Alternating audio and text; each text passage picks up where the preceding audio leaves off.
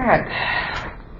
Today talking about the politics of the 1880s, 1890s. Look at machine politics in general.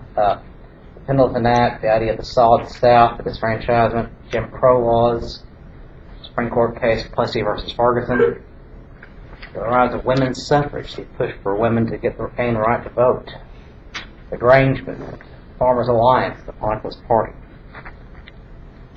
Questions on those?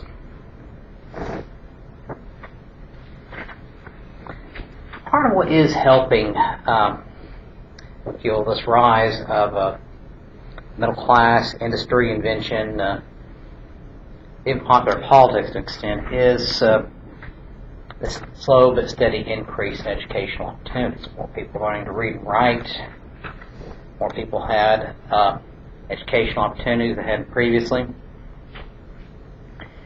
Give you a number here. In 1860, on the eve of the Civil War, there were only 100 free public high schools in the United States.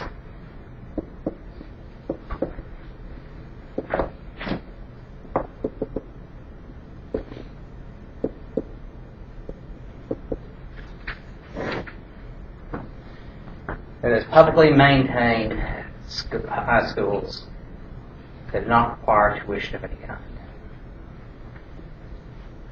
In many cases, they might still require you to pay for your books or rent your books. There was a case here in Arkansas until the 1970s that you had, if you're a high school student, you'd have to go down like a local drugstore or something and rent your books from there. But, that ended with Governor Dale bumpers. You had to pay for your school books at all grade levels in Louisiana until the 1930s.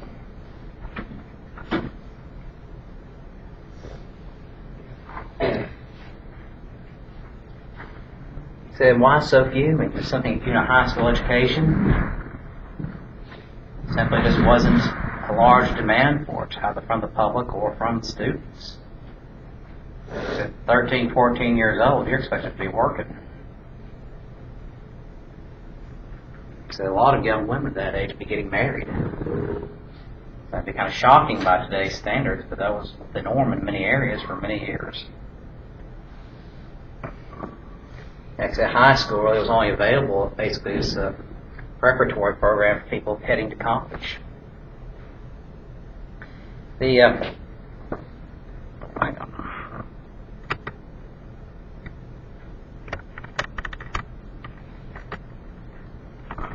Focus. There you go.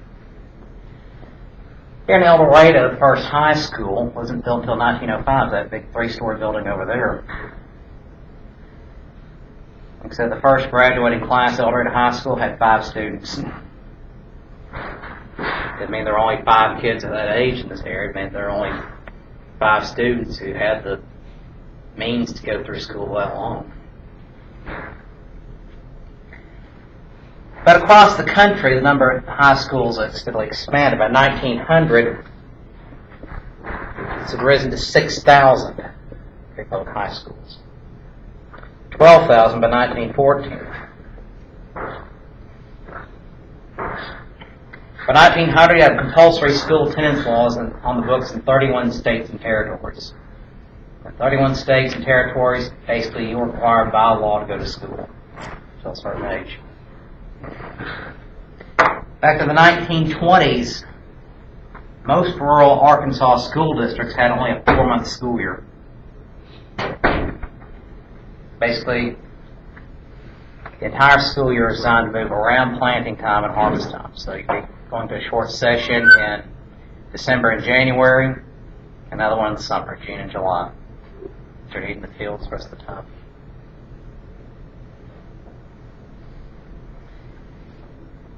I say in Texas, the 12th grade and 9-month school year wasn't introduced until 1949, not until after World War II.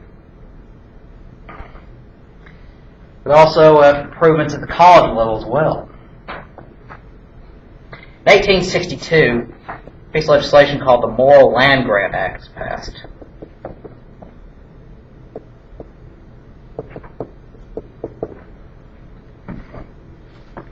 Essentially, this aimed at creation of state universities across the states. what it did was it donated federal land in these states, and the states would use proceeds from these lands, land sales, mineral rights, whatever else, land rentals, and use that financing to establish a state university, a college for the people. And as a result of this, 69 state college systems were created across the country.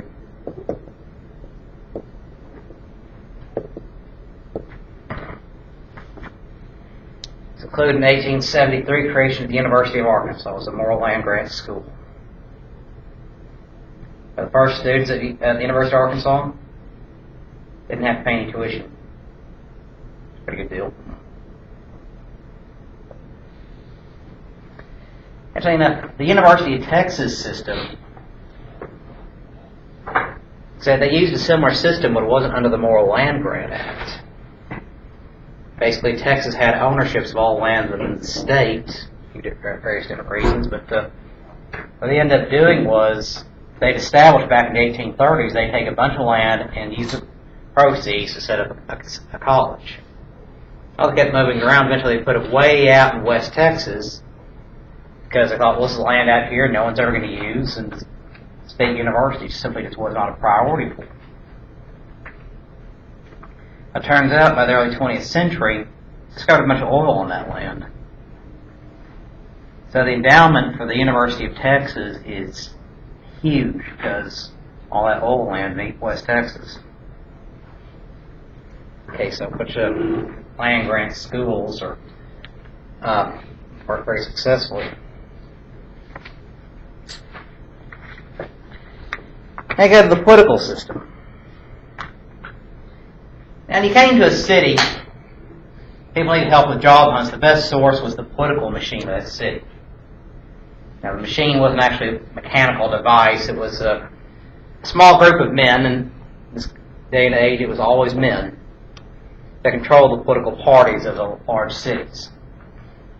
Like I say, in the north you have a Democratic machine, you have a Republican machine.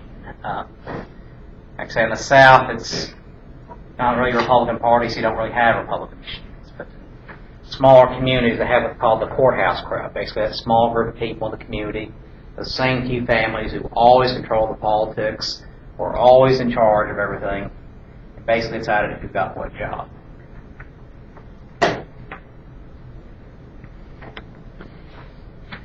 Now, in the 1870s and 1880s, political parties controlled voting and patronage, that is, giving out jobs.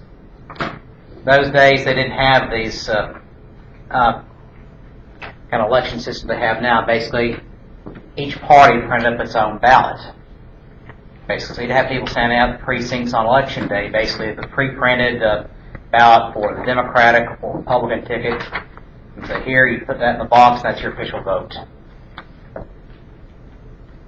So the system that discouraged a lot of cross-party voting. Like I said, not a lot of people are going to take out a pen or pencil, scratch out this one name, write it in somebody else's. And cast a vote to go. And the people who were handing out all these ballots, and were those people basically who, being paid by the machine, or having to pay back a favor for the machine. Like I said, it's a system that required a lot of involvement for it to work. Actually, you'd have these stump speeches by politicians on your local courthouse squares or downtown squares. You could have all these parades by the party faithful, trying to rally people, reminding them to get out and vote. But also, the civil service system did not exist. This time period, you got the job literally because of who you knew. Because in your qualifications, it's because of your connections. If you press the machine enough, they give you some simple job, some nice paying job for the city, the county, or even the state. Those parties basically put those officials in office, and if you helped out the party a lot, they might give you a non-elected position. Some might be a nice little paycheck. But since no civil service system existed, man, as soon as one party's voted out and another one's voted in, all people who put in under that machine for that one party, they're kicked out. You lose the job because of who you know or who you're associated with. It had nothing to do with how qualified you were for the job. And of course that caused some problems as well, very obvious problems. While it rewarded loyalty to the party and hard work for the party, at the same time